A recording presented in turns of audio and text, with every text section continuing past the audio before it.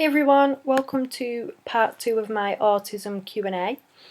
Tonight I'm going to answer questions more about general autism things. Now, I posted on social media a couple of weeks ago asking if anyone had any questions they wanted me to answer, and that's where these questions have come from. So the first question I'm going to answer tonight is, what does the child psychologist do? Now, for us personally, we saw the child psychologist when Sam was having his EHCP done, his Educational Health Care Plan, which is to sort out his special needs school place. And the educational psychologist came to the house. She spent half an hour talking to me, watching Sam pottering around. She then spent another half an hour observing him in nursery, and she then wrote a report saying that she felt Sam would be best off in a special needs school. And that's it. That's all the input we've had from any form of psychologist. The next question is, what medical conditions are commonly related? Now for us, the two things that Sam has are pica and sensory processing disorder. Now, sensory processing disorder is where you're either really sensitive to things that affect your senses, or that you're really you seek them. Sam's a bit of both. He's really sensitive to noises, and he's really sensitive to tastes and temperatures, but he seeks out physical feedback. He bites, he jumps, he rocks, flaps, screams. So he seeks out, sensory input that way. So he's he's kind of in the middle. Most people are either sensitive or seekers, whereas Sam's both, typically. Pica is, I don't know what the abbreviation stands for, but it basically means he eats things that he shouldn't eat. Now, whether that's plants and gravel and dirt in the garden, or whether it's his nappy. Literally, Sam will rip the tabs off his nappy and eat them. He rips the edges off the nappy and eats them. He's in pull-ups now, and that's kind of helped massively, but for a long while there I used to have to literally sew his vest to underpants and put poppers on the bottom of the underpants to keep his nappy hidden. So those are the things that Sam currently has. Some other things that are associated with, but at this time we've got no issues with, are bowel trouble. Some children they get really, really constipated. Now, for some children that's because they've got problems with the gut, or because they've got allergies or intolerances, and for others it's that they don't like the sensory feedback or the feeling, literally, of doing a poo. One of my friends, her son, he hates pooing so much that he's about to have a colostomy bag fitted, because it's that distressing for him to go to the toilet to poo. One of the other things that's commonly associated with autism is asthma. Got a couple of friends whose children really suffer with asthma, and that's something that it's noted that the two do go hand in hand quite a lot. The final thing I want to talk about is epilepsy. Now, it's something that personally I've got a lot of experience with. I've got two sisters with epilepsy, and of those two sisters, I'm fairly sure now that one of them is on the spectrum. She's never been diagnosed, but she's got learning disabilities. She went to a special needs school, and I think if she was being assessed today rather than 30 years ago, she would have an autism diagnosis. So that's something that I'm particularly concerned about for us in the future. So it's definitely one that I am watching for the symptoms of. Hopefully it will not affect us, but it's something that I am keeping my eyes open for. Yep, so that's the medical conditions. There may well be more that are commonly associated, but those are the ones that spring to mind to me at the minute. Next question. How does sleep deprivation affect day-to-day activities for the parents and children? Now, I touched on this briefly in the last video. Honestly, it kills me. Sam used to be an amazing sleeper as a baby. Then my daughter Sydney had a lot of dietary issues when she was little. She had loads of food intolerances and allergies. Breast milk she couldn't tolerate, and then formula she couldn't tolerate, and so she never slept. And then Sam, when he got to about 2, he stopped sleeping too. So, you know, for the past nearly 4 years, since Sid came along, I've not really had a great deal of sleep. Recently, in the past, say, 6 to 8 weeks, things have improved quite a lot, to the point where I'm actually going to make a major confession here. All these parents who say, I don't know how you do it, I don't know how you manage, it kills me when I have a bad night. Last week, Sam slept through every single night. And I was literally dancing. I was like, woo, you know, sleep amazing. 2 nights ago, he had me up at 2 o'clock. And I swear to God, these past 2 days have been 10 times harder on me than those 3 years of constant bad sleep, where I think you just get used to it. And if you get used to no sleep, you can handle no sleep or next to no sleep. I used to average about 3 broken hours a night. If you're getting 8 hours sleep, you're used to 8 hours sleep. And then if you only get 4, it kills you. So all these people who say, I don't know how you do it, and I say, well, I've got to, haven't I? Which is what I've said for 3 years. I think you could do it. And I'm not saying you should do it or that I wish it on you or anything, but honestly, I think when you have a bad night and you're feeling like you're dead the next day, I feel the same. When my kids sleep and then they don't sleep, I feel like death too. So, yeah. How does that affect day-to-day activities for the parents and the children? Sam's had a really bad night. He's really aggressive the next day, which means most activities get cancelled. I'm usually dead on my feet because it's me who's up with him most of the night.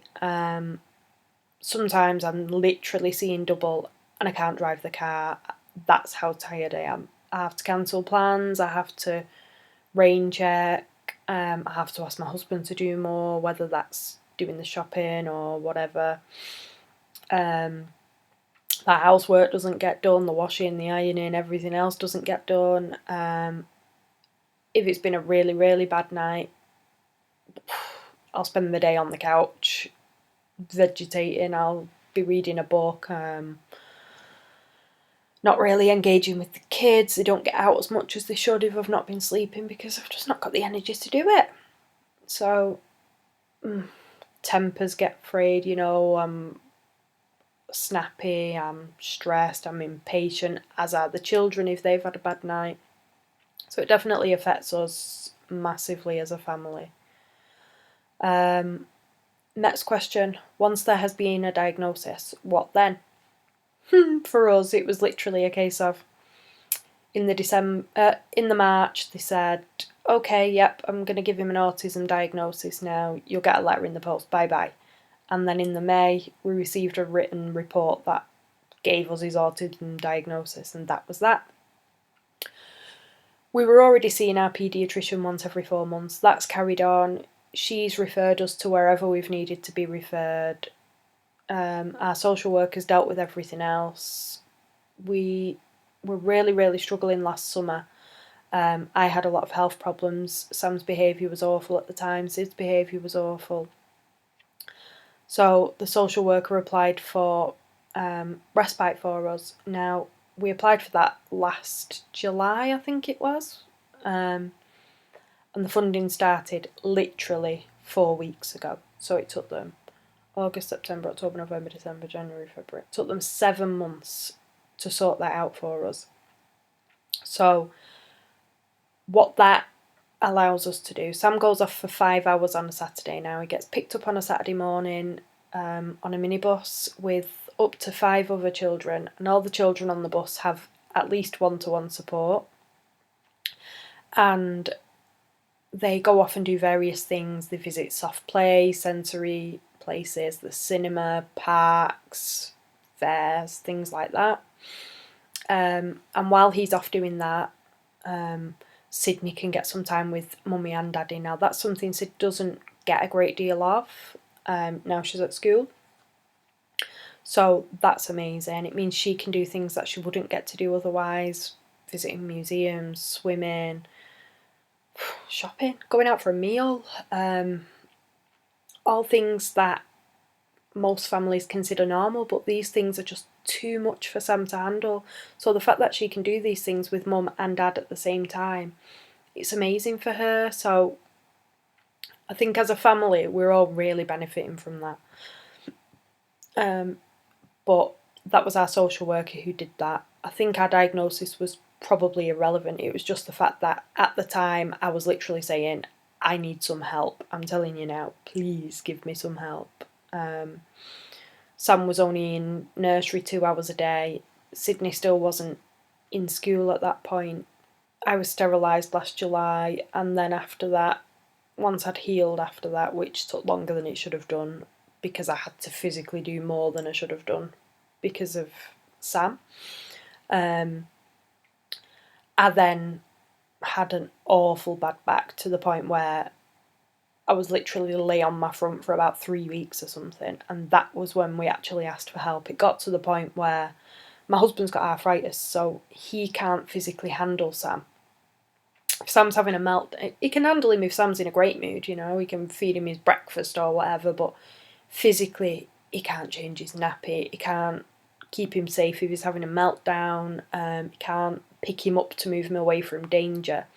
So during those 3 weeks when my back was gone and it was the summer holidays and Sam was frustrated because he was stuck in the house all the time, you can imagine what it was like. So the social worker was amazing at that point and sorted out this respite for us, which took 7 months to start.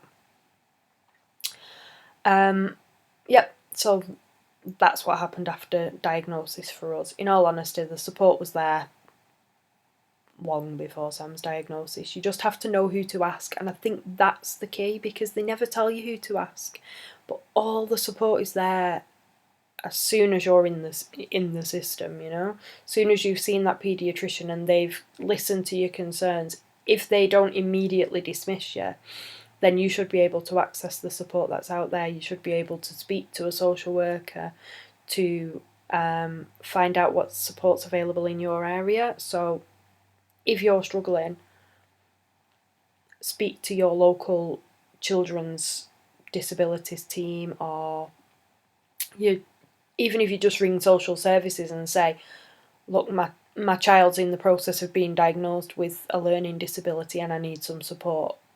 Who do I speak to? They'll be able to tell you. The next question is, honestly, the last question this is, and I don't think I can answer it. How can we help children to understand autism? Sid's 3 and Sam's 4, and I'm really struggling with this at the moment. I don't like just saying Sam's got autism, so I try and explain to her why something happens. For example, Sydney speaks and Sam doesn't speak, so she'll say, I'm a big girl, mummy, Sam's still a baby, he doesn't talk, or she's using the toilet and Sam's still in nappies. I'm a big girl, mummy, Sam's still a baby. So then I have to say things like, no, Sid, you're really clever and you're doing this, that or the other. Sam's still learning, so we need to show Sam. The times that I'm really struggling are when, if Sam's having a meltdown, obviously you can't tell him off. So if he's hitting me or kicking me or whatever, and I'll be saying things like gentle hands and trying to calm him down or whatever, Sydney's doing it and I'm telling her to stop it. Or, you know, we're trying to do things like the naughty step. Sorry, I know people don't like that word, but... Or she gets sent to a room if she does something really aggressive or whatever, and she's getting so frustrated because she's being punished for something when Sam isn't. And it kills me. It absolutely bloody kills me, because you don't know what to do. You know, if she's having a tantrum and her tantrum is so noisy it makes Sam have a meltdown, so Sam's destroying the house and screaming and literally headbutting walls because he's in that much pain dealing with her behaviour. And you're telling her off for screaming, but you're not telling Sam off for headbutting the wall. So she's getting annoyed because she's getting told off or whatever and Sam's not.